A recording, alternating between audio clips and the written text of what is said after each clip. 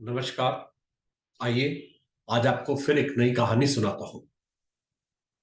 एक पोस्टमैन ने एक घर के दरवाजे पर दस्तक देते हुए कहा, चिट्ठी ले लीजिए। अंदर से एक बालिका की आवाज आई, आ रही हूं। लेकिन 3-4 मिनट तक कोई ना आया तो पोस्टमैन ने फिर कहा, अरे भाई, मकान में कोई है क्या? अपनी चिट्ठी ले लो। लड़की की फिर आवाज आई, पोस्टमैन साहब, दरवाजे के नीचे से चिट्ठी अंदर डाल दीजिए, मैं आ रही हूं। पोस्टमैन ने कहा, नहीं, मैं खड़ा हूं। रजिस्टर्ड चिट्ठी है, पावती पर तुम्हारे साइन चाहिए। करीबन 6-7 मिनट बाद दरवाजा खुला। पोस्टमैन इस देरी के लिए चिल्लाया हुआ तो था ही, और उस पर चिल्लाने वाला था ही, लेकिन दरवाजा खुलते हुए चौंक गया। सामने एक अपाहिज कन्या, जिसके पांव नहीं थे, खड़ी थी। पोस्टमैन चुपचाप पत्र देकर उसके साइन लेकर चला गया। हफ्ते 2 हफ्ते में जब कभी उस लड़की के लिए डाक आती, पोस्टमैन एक आवाज देता, और जब तक वो कन्या न आती तब तक खड़ा रहता। एक दिन लड़की ने पोस्टमैन को नंगे पांव देखा।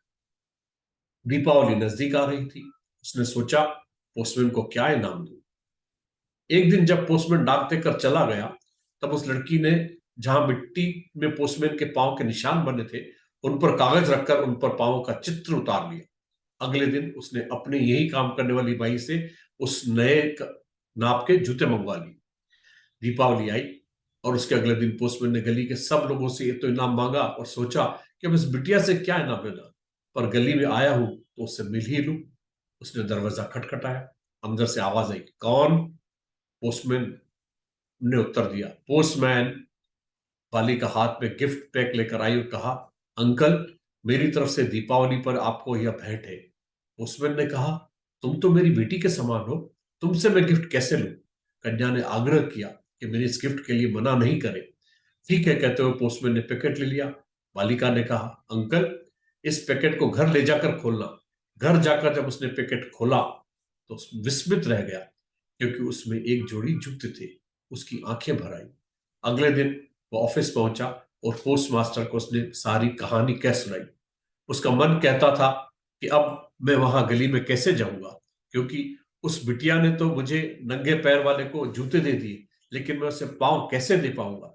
बस असमंजस में पड़ गया। उसने बहुत कोशिश की कि वह उस गली में फिर नहीं जाए, लेकिन उस बिटिया से उसको अपने पिता और पुत्री जैसा प्रेम हो चुका था, तो वह टाल नहीं पाया और आता जाता रहा।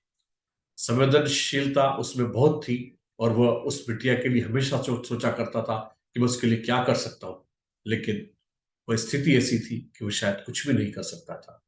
ईश्वर से प्रार्थना है कि वह हम संवेदनशीलता रूपी वो आभूषण प्रदान करे, ताकि हम दूसरों के दुख दर्द को कम करने में योगदान कर सके। संकट की घड़ी में कोई यह नहीं समझे कि वह अकेला है, अपितु उसे महसूस हो कि सारी मानवता उसके साथ है।